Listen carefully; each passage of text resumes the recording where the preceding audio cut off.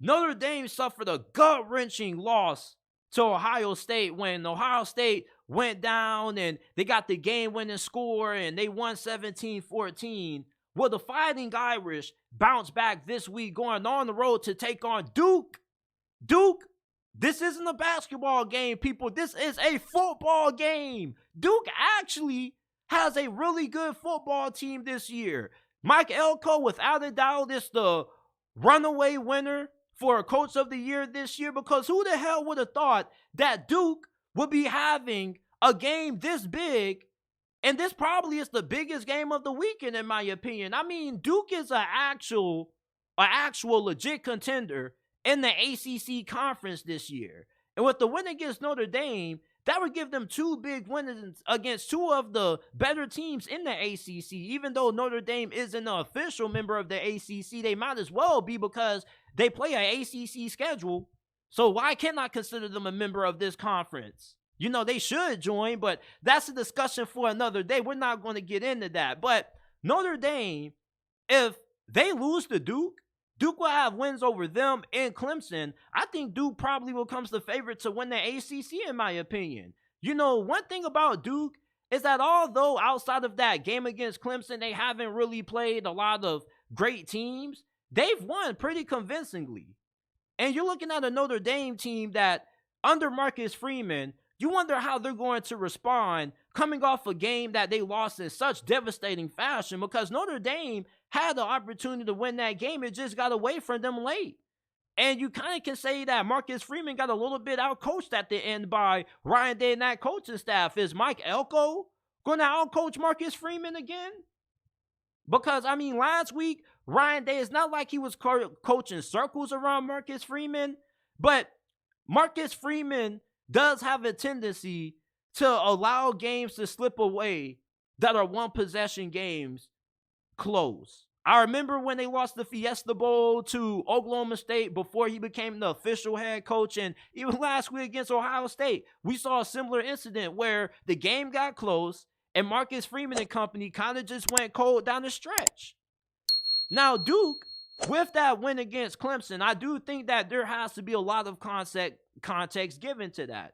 Duke did look like a better team than Clemson, but Clemson also kicked themselves in the foot a lot that night, and Duke took advantage of it. Riley Leonard is a really good quarterback, but I think that he's better with his legs than he is his arms. I think he's a great value brand version of Daniel Jones. He has a pretty good arm. His accuracy can be hit or miss at times, but he's a really good athlete, and he has really good size, and he killed Clemson on the ground. He had a big rushing touchdown, and he nearly had 100 yards rushing.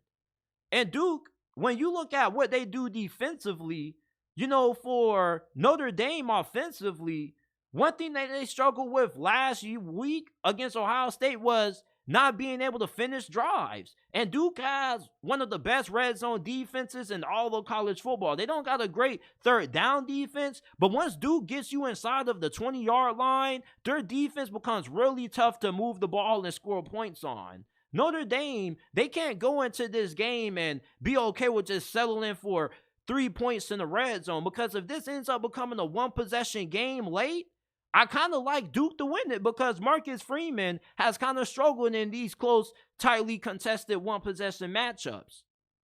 And if this game is close in the fourth quarter, then I think Duke kind of already won the game, because, I mean, let me ask you guys this, and you guys let me know this down in the comment section, and if you're listening to this live, do you think if Notre Dame is the better team than Duke, that they should be able to beat Duke at least by 2 possessions, and this game shouldn't really be that close?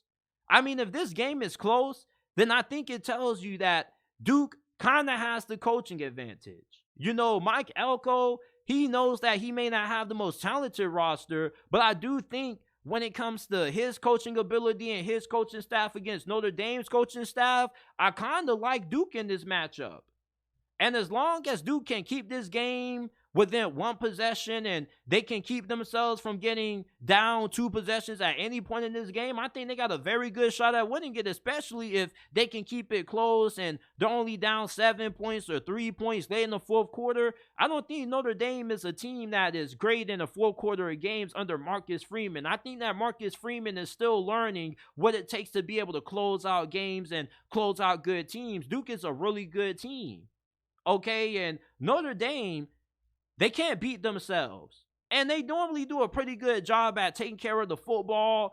Clemson, when they lost to Duke, they kicked themselves in the leg. They had 3 turnovers. Duke won the turnover battle. Duke also won the penalty battle. When you're going up against a well-coached football team, one thing that you can't do is have more penalties and commit more turnovers, because well-coached ball clubs are not going to have too many mistakes.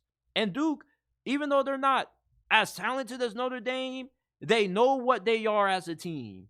They got a really scrappy team. They got a really solid defense that's really good in the red zone. And Riley Leonard, he can make the big throws when necessary. He also can beat you on the ground.